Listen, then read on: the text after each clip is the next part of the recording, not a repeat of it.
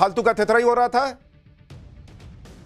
छीछा leather अपना तो कराई, बाकी लोगों का भी हो गया, पूरे एआई समिट का करवा दिए कि इकोसिस्टम से छीछा लेदर। उस सफाई में कह रहे हैं कि इनको समझ में नहीं आया क्या बोलना है, तो नहीं समझ में आया तो कल गलत बोली, तो आज फिर काहे के लिए भेज दिए थे इनको। अब जब छीछा लेदर हो रही है तो यूनिवर्सिटी जो है लिपापोती कर रहा है, तमाशा कर रहा है। और डेवलप किए थे, मैन्युफैक्चर नहीं किए थे, तो वहां क्या दिखाने आए थे कि हम खरीद के कैसे चलाते हैं। घर बैठते फिर जिस तरह का काम गलगोटिया यूनिवर्सिटी के लोगों ने किया उस पर तो सीधे सीधे माफी मांगनी चाहिए थी और कट लेना चाहिए था। लेकिन ये लोग तब भी नहीं निकले। जब सरकार ने हड़काया तो इन्होंने अपना बोरिया बिस्तर समेटा और वहां से निकले। गलगोटिया यूनिवर्सिटी के लोगों को एआई समिट एक्सपो से बाहर निकाल दिया गया। आयोजकों ने पहले यूनिवर्सिटी के पवेलियन की बिजली काटी और फिर ताला लगाकर बैरिकेडिंग कर दी। सोचिए कितना बेइज्जती हुआ है।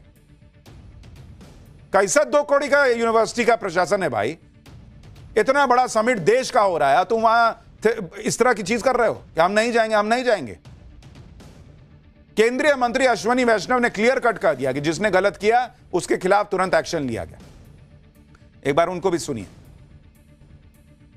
जब इन्हें एआई समिट से निकाला गया, जब हर तरफ इनकी खिल्ली उड़ी, तो गलगोटिया यूनिवर्सिटी का माफीनामा आया। तब जाकर यूनिवर्सिटी ने कहा कि गलगोटिया विश्वविद्यालय हाल ही में आयोजित एआई समिट में पैदा हुई भ्रम की स्थिति के लिए दिल से क्षमा प्रार्थी। भ्रम की स्थिति, तुम कांड किए उसको भ्रम कर रहे हो और तब माफी मांग रहे हो। हमारे एक प्रतिनिधि जो पवेलियन पर तैनात थी वो पूरी जानकारी से अवगत नहीं थी, तो वहां उनको भेजे काहे के लिए थे जब अवगत नहीं थी। एक दिन भेजे तो दूसरा दिन काहे भेजे। कह रहा है कि इसलिए वो प्रोडक्ट की तकनीकी बारीकियों से परिचित नहीं थी और कैमरे पर आने के उत्साह में उन्होंने तथ्यात्मक रूप से गलत जानकारी दे दी और उसका नाम भी गलती से बता दिया। और कल तो बता ही दिया, आज भी आपने उनको भेज दिया और आज भी वो जो है वो लड़ने लग गए कि आप लोग ठीक से नहीं समझे। और कह रहे हैं कि इसके लिए प्रेस को कोई अधिकृत अनुमति नहीं थी कि आप उनसे बात कीजिए। आयोजकों की भावनाओं को समझते हुए हमने परिसर खाली कर दिया है। गलगोटिया यूनिवर्सिटी ने कहा कि जिस रोबो डॉग को उसने एआई समिट में दिखाया था, उस रोबो डॉग को छात्रों की ट्रेनिंग देने के मकसद से मंगाया गया था। उनके छात्र इस पर प्रयोग कर रहे हैं, इसकी क्षमताओं को परख रहे हैं और इस प्रक्रिया में अपना ज्ञान बढ़ा रहे हैं। वो तो ज्ञान बढ़ा रहे हैं, तुम काहे के लिए उसको दिखा रहे थे वहां पे कि हमारे यहां डेवलप हुआ है। और वो ड्रोन का क्या, उसमें भी झूठ बोल दिए। कैसी यूनिवर्सिटी है जी गलगोटिया। जो बच्चे वहां से पढ़ के निकल रहे हैं बेचारे, वो भी अब जहां जाएंगे उनको जो है लोग ताने मारेंगे यूनिवर्सिटी के इस कांड की वजह से। जब गलगोटिया यूनिवर्सिटी के इस कांड की चर्चा हर जगह होने लगी तो राजनीति करने वाले कूद गए। कांग्रेस को तो मौका चाहिए था, उसने पूरा एआई समिट ही सवालों के घेरे में डाल दिया। पूरे एआई समिट को खत्म मामला बता दिया कांग्रेस ने। राहुल गांधी ने कहा कि यह समिट एक अव्यवस्थित पीआर तमाशा है, भारतीयों का डेटा बेचा जा रहा है, चीन के प्रोडक्ट्स दिखाए जा रहे हैं। कांग्रेस कहने लगी कि मोदी सरकार ने एआई को मजाक बना दिया और पूरी दुनिया में भारत का मजाक उड़ाया। कांग्रेस के नेता पवन खेड़ा ने गलगोटिया यूनिवर्सिटी के विवाद पर कहा कि शिक्षा को लेकर बीजेपी का गला घोंटिया अप्रोच है। इसी तरह जब यह खबर आई कि एआई समिट एक दिन और बढ़ाया जा रहा है तो उस पर पवन खेड़ा ने पूछा कि क्यों, थोड़ी नाक अभी बची है क्या। कांग्रेस नेता रागिनी नायक ने एआई समिट को फ्लॉप बता दिया। एक बार सुनिए कैसे कांग्रेस के नेता गलगोटिया यूनिवर्सिटी के कांड पर पूरे एआई समिट को ही फ्लॉप बताने के लिए उनमें होड़ लग गई बॉस की। कैसे हम बता देंगे मोदी नहीं कर पाए, सब बेकार हो गया। एआई समिट में आपको एक चीनी रोबोट को अपना बताना पड़ रहा है। ये मुझे लगता है इससे बुरी परिस्थिति तो आज़ाद भारत में हमारे हिंदुस्तान की कभी नहीं हुई जितनी आज मोदी जी के राज में हो रही है। देखिए, मैं ये कहना चाहती हूँ कि ऑप्टिक्स से ज़्यादा इम्पोर्टेंट आउटकम होता है, नज़ारे से ज़्यादा महत्वपूर्ण नतीजे होते हैं। पर मोदी जी के लिए उलट बांसी चलती है। मोदी जी का चेहरा चमके, मोदी जी के अपने गाल बजा सके, मोदी जी का गुणगान और महिमा मंडन हो जाए, मोदी जी का बढ़िया फोटोशूट हो जाए, उसके अलावा कोई प्लानिंग नहीं थी। कांग्रेस पार्टी नहीं कह रही है कि एआई समिट फ्लॉप है, कि किसी चीज का इंतजाम नहीं हुआ। वो एग्जिबिटर्स ही बोल रहे हैं, वो कह रहे हैं हम तो आते ही नहीं अगर ऐसा होता। और मैं ये जानना चाहती हूँ, आप गलगोटिया यूनिवर्सिटी की पेविलियन हटाइए या गलगोटिया यूनिवर्सिटी को हटाइए, जो भारत के एआई समिट की भद्द पिटनी थी वो पिट गई। तो क्या ये पहले छानबीन नहीं होनी चाहिए थी कि कौन क्या प्रोडक्ट्स डिस्प्ले करे? कांग्रेस पार्टी से कोई पूछे कि राहुल गांधी जब दुनिया की सबसे तेजी से बढ़ती अर्थव्यवस्था भारत को डेड इकोनॉमी बताते हैं तब भद्द नहीं पिटती है। जब दुनिया भर में जाकर बोलते हैं कि हमारे यहां तो कुछ बचा नहीं, सब खत्म हो गया, तब भद्द नहीं पिटती है। और इतना बड़ा एआई समिट हो रहा है, भर भर के कंपनियां आ रही हैं, लाखों लोग इसमें जो है वो शिरकत कर रहे हैं। उसमें एक कोई यूनिवर्सिटी अपना कुछ करके लेके चली आई, उसके लिए आप कह रहे हैं कि पूरा एआई समिट खराब है, घटिया है, मोदी नहीं कर पाए। आपको खाली मोदी दिख रहा है, आपको यह नहीं दिख रहा कि ये भारत का समिट है। कैसे लोग हैं यार ये लोग। गलगोटिया यूनिवर्सिटी ने जो किया उसका अंजाम वो भुगत रहे हैं, उनकी जगहसाई हो रही है। लेकिन इस एक कंट्रोवर्सी से आप एआई समिट की बड़ी अचीवमेंट खत्म करना चाहते हैं। कितने सारे भारतीय हैं जो वहां पर अपनी मेहनत से चीजें लेकर आए हैं, उनका कुछ नहीं, उनकी अचीवमेंट कुछ नहीं। और ऐसा नहीं है कि भारत में एआई को लेकर कुछ नहीं हो रहा है। ऐसा भी नहीं है कि जिस चाइनीज रोबोडॉग को लेकर इतनी कंट्रोवर्सी हुई, वैसे रोबोडॉग भारत नहीं बना पाता। भारत की कंपनियां भी स्वदेशी रोबोडॉग बना रही हैं। आप देखिए, भारत की उभरती हुई हाईटेक कंपनी एडवर्ब टेक्नोलॉजीज ने ट्रैकर नाम का एक रोबोडॉग विकसित किया है, जिसकी इंजीनियरिंग पूरी तरह से स्वदेशी है। इस रोबोडॉग को सर्विलांस, इंस्पेक्शन और सिक्योरिटी पेट्रोलिंग के लिए डिजाइन किया गया है। दिल्ली के एआई समिट में स्वदेशी रोबोडॉग ट्रैकर को डिस्प्ले किया गया। और आप सोचिए, जिन्होंने इतनी मेहनत से यह बनाया, उनकी बात नहीं हो रही है। एक ने कांड कर दिया तो सबकी मेहनत खत्म करने पे तुले हैं ये लोग। देखिए कैसे ये काम कर रहा है भारत का स्वदेशी डायलॉग। इसी तरह से भारत की दिग्गज engineering company Larsen and turbo भी इस तरह के रोबोट बना रही है। इसी तरह भारत की कई कंपनियां इस तरह के रोबोट्स बना चुकी हैं। पुणे की कंपनी म्यूकस रोबोटिक्स, इसी तरह एक और कंपनी है स्ट्राइडर रोबोटिक्स, ये लोग भी रोबोडॉग बना रही हैं। और इस तरह के रोबोडॉग्स का इस्तेमाल इंडियन आर्मी पहले से कर रही है, और भारत की कंपनी ने इंडियन आर्मी के लिए ही रोबोडॉग्स बनाए। आप सोचिए, भारत में इतना सब कुछ हो रहा है, ऐसे ऐसे इनोवेशन हो रहे हैं। कांग्रेस को किसी हाल में बस साबित कर देना कि सब फेल हो गया, खत्म हो गया, मामला खत्म, समेटो समेटो, खत्म करो, इस पर चर्चा ही मत करो, मोदी ने सब बर्बाद कर दिया। उनके लिए तेजी से बढ़ती अर्थव्यवस्था भी उनको डेड दिखती है, और जिस एआई समिट की दुनिया में चर्चा है वो भी डेड दिखता है। पॉलिटिक्स में उनकी हालत कैसी है मैं क्या बताऊं, आपको पता ही है। पाठशाला में अब अगली क्लास। चांदी क्रैश, गोल्ड गिर रहा, ऐसा क्या हुआ कि लाखों करोड़ों डूब गए? अब गोल्ड उठेगा भी या नहीं? अमेरिका, चीन और रशिया का कौन सा ऐसा खेला, सिल्वर और गोल्ड का तेल निकल गया? अब इसका चैप्टर। भाई इस वक्त गोल्ड और सिल्वर की फिर से बहुत ज्यादा चर्चा है, क्योंकि सोना और चांदी जिस तेजी से ऊपर गया था, ऐसा लग रहा था कि अब तो भैया ये तो 8वां आसमान फाड़ के ऊपर चला जाएगा, उससे कहीं डबल तेजी से नीचे आने लगा है। सोने चांदी के दाम जब बढ़ रहे थे तो बहुत लोगों ने इसमें यह सोचकर पैसा लगा दिया कि गोल्ड सिल्वर के रेट अभी और ऊपर जाएंगे। ऐसा उस वक्त दिख भी रहा था, क्योंकि गोल्ड सिल्वर रिकॉर्ड पर रिकॉर्ड बनाए जा रहे थे। लेकिन एकदम से खेल ऐसा पलटता दिख रहा है कि अपने ऑल टाइम हाई से सोना 24,000 रुपए गिर चुका है। ऑल टाइम हाई से चांदी 1,60,000 रुपए गिर गई है। और आप सोचिए कि यह सब 20 दिन के अंदर हुआ है। लेकिन अचानक ऐसा क्यों होने लगा कि जिस गोल्ड और सिल्वर की कीमतों में आंधी आई हुई थी, वो अब मुंह के बल ऐसा गिर रहे हैं कि लोग कह रहे हैं कि कहीं सोना 1 लाख के नीचे तो नहीं आ जाएगा। लोगों के लाखों करोड़ रुपए इसमें डूब गए हैं। यह सब क्यों हो रहा है, इसकी डिटेल आपको बताऊंगा। आप यह भी देखिए कि सोना चांदी उस वक्त नीचे आ रहे हैं जिस वक्त अमेरिका और ईरान के बीच टेंशन बढ़ती जा रही है।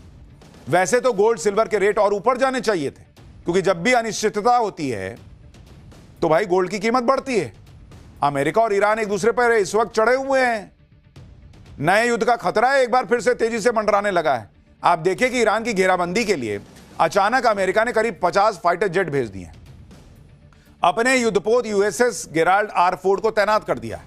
अमेरिका का युद्धपोत कैरिबियन इलाके से निकलकर मिडिल ईस्ट के उस इलाके में पहुंच चुका है जहां से ईरान पर कभी भी हमला हो सकता है। अमेरिका में यह चर्चा फिर से तेज हो गई है कि ट्रंप अब कभी भी ईरान पर हमला कर सकते हैं, क्योंकि अमेरिका और ईरान के बीच जो बातचीत चल रही है उसमें बात बन नहीं रही, और ट्रंप के लोग सीधी धमकी दे रहे हैं कि अगर बात बिगड़ गई तो ईरान को छोड़ेंगे नहीं। उधर ईरान भी कम नहीं है, वो भी तैयारी कर चुका है कि अगर अमेरिका ने हमला किया तो फिर से जवाब दूंगा। ईरान रूस और चीन के साथ समंदर में सैन्य अभ्यास कर रहा है, और ट्रंप को लगातार मैसेज दे रहा है कि हमला हुआ तो हम नहीं छोड़ेंगे। लेकिन युद्ध के इस खतरे के बीच गोल्ड और सिल्वर के दामों का क्या होगा? क्या सोने और चांदी की तेजी अब खत्म मान लें, या सोना चांदी फिर भागेगा? यह सब आपको बताऊंगा, लेकिन पहले जो कोहराम मचा है उसका एक ट्रेलर देखिए।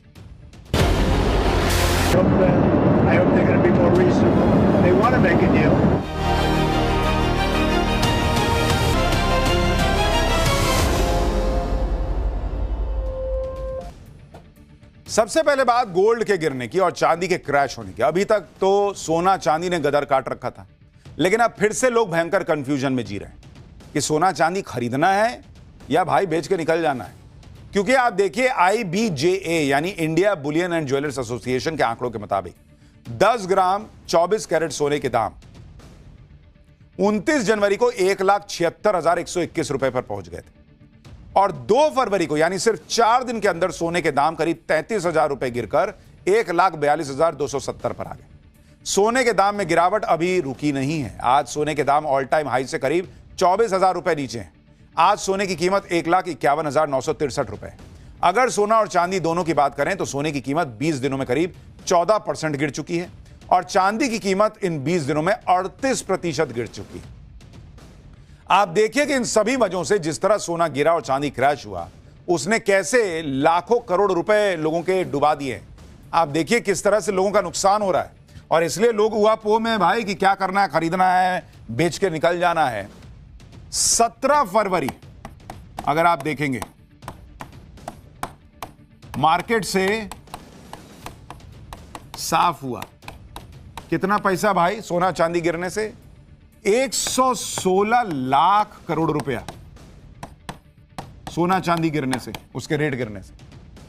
और अगर आप देखिएगा 31 जनवरी से 2 फरवरी 2 फेब इस दौरान देखिएगा तो 900 लाख करोड़ रुपए बॉस, 900 लाख करोड़ रुपया लोगों का डूब चुका है। एक दिन में नुकसान वो 450 लाख करोड़ रुपए इन 3 दिनों में सबसे ज्यादा। और गोल्ड जिस तरह से गिर रहा है उसे देखते हुए अब सवाल उठने लगे हैं कि क्या सोने के दाम 90,000 तक गिरकर आ जाएगा। ऐसा क्या हो रहा है कि गोल्ड सिल्वर जो ऑल टाइम हाई पर था उसने इतने नीचे गिरने की ठान ली है, इसके बारे में आपको बताऊंगा। सोने चांदी की चमक फीकी पड़ने के पीछे 3 बड़ी वजहें बताई जा रही हैं। पहली, रूस और अमेरिका के बीच डॉलर वाली डील की खबर। दूसरी, चीन में नए साल का जश्न। और तीसरी, ईरान और अमेरिका के बीच बातचीत। अब ये तीनों क्यों ये वजह बन रही हैं गोल्ड और सिल्वर के रेट के गिरने की, उसको डिटेल में समझिए। सोने चांदी की कीमतों में जिस खबर का सबसे ज्यादा असर पड़ा है वो है अमेरिका और रूस के बीच डॉलर को लेकर होने वाली संभावित डील।